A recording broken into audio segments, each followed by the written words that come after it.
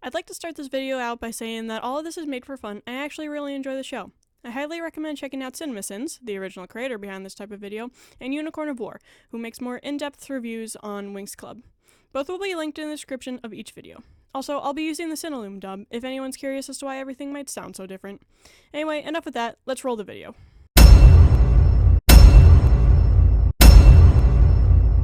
I'm a fairy? Theme.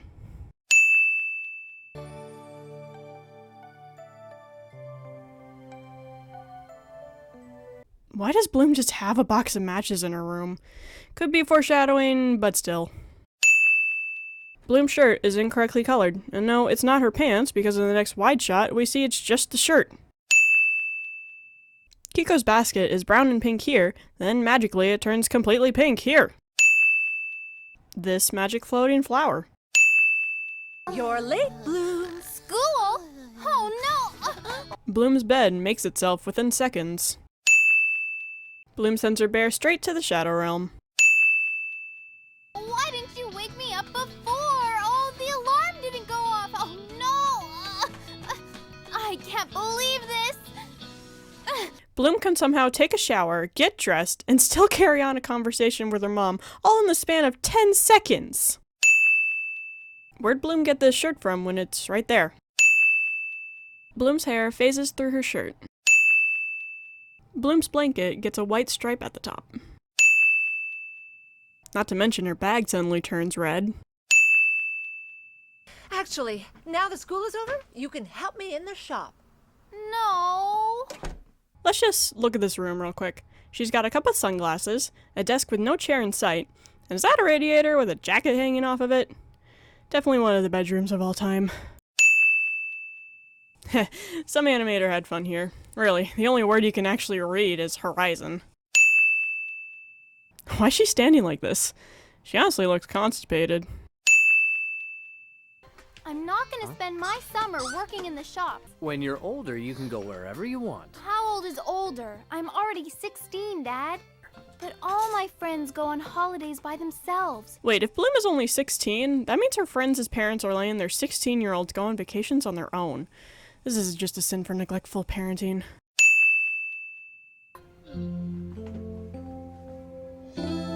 Nice, huh? A thoughtful gift, but I guess animating the spokes was a bit too much for now. What a show-off.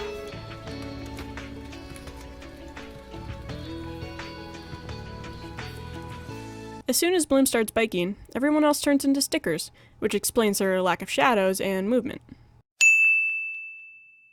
Wait, is that Professor Dufour? Go on, Kiko, but stick around, alright? Bloom's lucky Kiko isn't a normal bunny, or else he definitely would have run off and never come back. Director said, have her eat an apple, it'll make her look like even more of a nerd. The flowers that were in the basket disappear. At least the spokes make a partial appearance.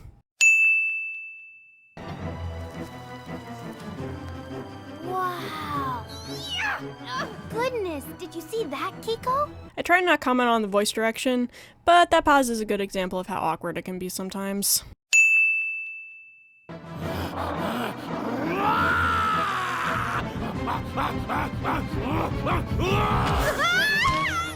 Stella, you're a mystical, magical fairy! Why didn't you fly over him? Well, now your wings are missing, so I guess that explains it.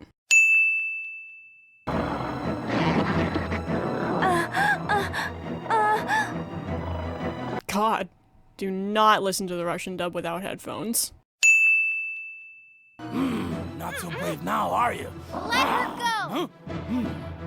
The lack of any sound effects when zooming makes this scene so much more ridiculous. Or else I'll... Wait, what am I going to do? Should have thought of that before revealing yourself, Bloom. Bloom hits this guy with a stick, which breaks, then in the next shot, the stick is perfectly intact.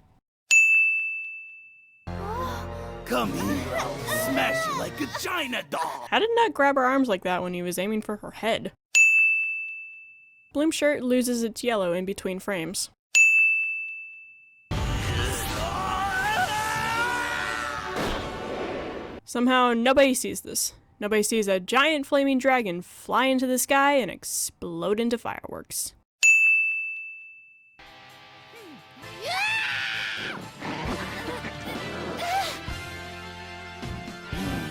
Even to this day, I can't tell if it was trying to bite her or if it was just going for her pant leg. Cause if it was trying to bite her, it didn't even make a dent in her skin. Bloom's torn pant leg switched sides for some reason. Thank goodness they're gone at last. Again with the awkward pauses. This one actually made me think my screen froze for a sec. Hey, are you alright? Answer me! So Stella transforms back, but still has her wings? Either I'm missing something, or this was just a design choice for episode 1 they quickly retconned. Oh, but Highness, don't worry. One of my ghouls grabbed this. It's a piece of that girl's clothing. To us, this is nothing. The piece of fabric Nut pulls out is way smaller than how much was actually missing from Bloom's pants. Good. Then go back to Gardenia and find the girl. And this time, don't let us down. How did the Tricks know he was specifically in Gardenia? Sure, they were probably scrying on him, but I doubt they would have cared to learn the place's name. Actually, why were they in a random human town to begin with? Why wouldn't Stella just keep flying to Alfea, where backup could actually be found? Why is he making that face? Stella's outfit changed. Now she has a necklace that wasn't previously there. You believe me then? No, I don't. I think we should call the police and take this girl to a hospital. I'm gonna remove Sin for Mike actually being reasonable right here. Don't get used to it. It's not gonna last. I'm calling the police. Huh? Alright, you believe me now? I sure hope Stella either reversed that spell or bought them a new phone. Actually, I don't know how I did it. A fairy doesn't need to know how, she just does it, that's all. Then what's the point of going to school if you can just do whatever? Who approved of this design? Are they not seeing this? Oop, false alarm, guys. Bloom's pant leg is fixed. Well, the bear is back, but now Bloom has an extra pillow, a jacket, and a little gnome doll. And once again, her bag has changed colors. Now it's yellow. For instance, I still don't understand what happened in the park. Never mind. It's ripped again. Stella, you're reading it backwards. Winx Club, World of the Regrowing Pant Leg. A new session is about to start. You could learn to control your powers. And I'm sure you'd make an excellent fairy. Where's Alfea? This might be just me, but the slight angle the camera is at makes me a bit disoriented. It's in the enchanted realm of magics. Wait, I thought Magicus was just the main city near Alfea. Have I been lied to? If you want to see the school, I'll show it to you. This is a bottomless postcard. Watch this. Magic! Now follow me! The bottomless postcard is never used again after this moment. Truly, the worst sacrifice of the show. On that note, she literally has a postcard that teleports her to Alfea, and that's not even mentioning her actual teleportation magic. There was no excuse for her to crash land in a human town to begin with. Bloom, choose one. Ripped leg or fixed leg. You can't have both. This is probably the smallest ottoman I've ever seen. What's wrong, Kiko? We'll play later, okay? We're really busy right now. What? Hungry again? You just had your dinner. You're gonna have to wait a bit. I told you guys Mike wouldn't live up to that sin reduction. How does he not hear the door?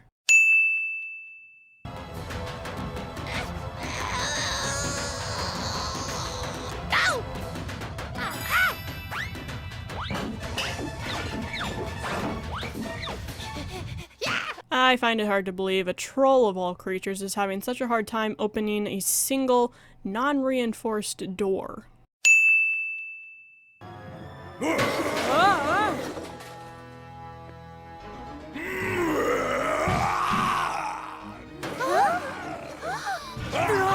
Did they bring the broken door with them?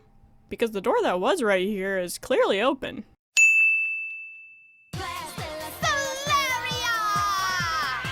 Quick note for you guys, when it comes to transformations, I'll usually only do it the first time it shows up, unless something has changed later down the line that requires another sin.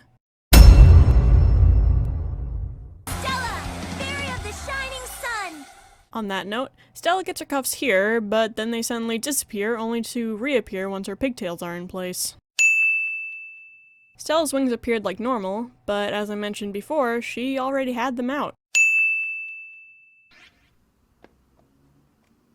Nope, I didn't edit that audio. It really is just that quiet.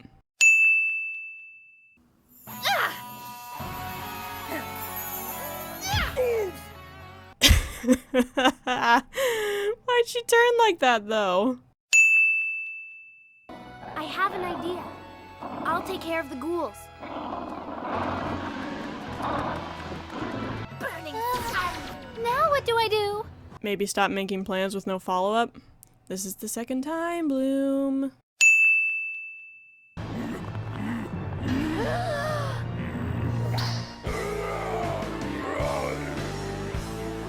Let me introduce you guys to what I call the bias minus, where anytime a character I like shows up in an episode for the first time, I'll remove a sin.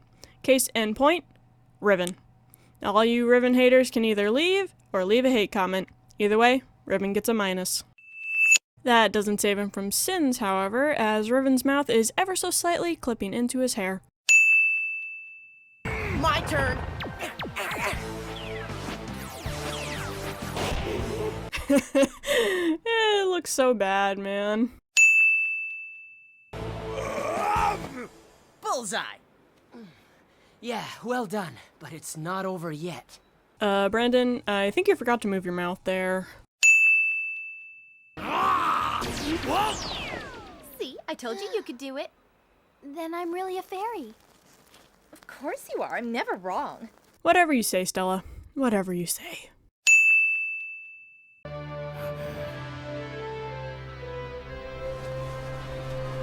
Hey, I thought this was supposed to be a ravine, not a pit.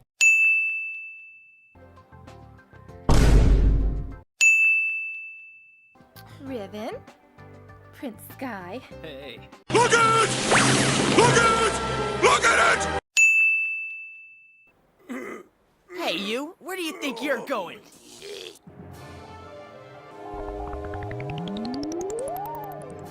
Timmy puts the collar on, but then moments later, it's gone. When the hell did this hole get here?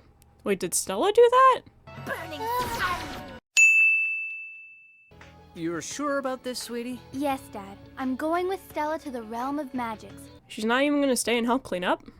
Brutal. Anyway, I really want to see this famous magic dimension you keep talking about. Well, the rules don't allow it, but as they say, rules are made to be broken. And Stella wonders why she always gets into so much trouble. To magics we go! Why not use the bottomless postcard? That's a much cooler idea, man. Stella, for some reason, has her hair in pigtails after entering the portal.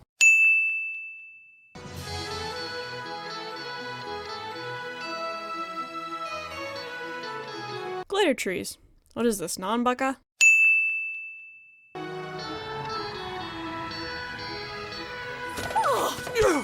Ow! Mike, you fell on your butt. Why are you rubbing your head? We gotta go. Classes are about to begin. Are we not going to address these 4 other girls? Where'd they even come from?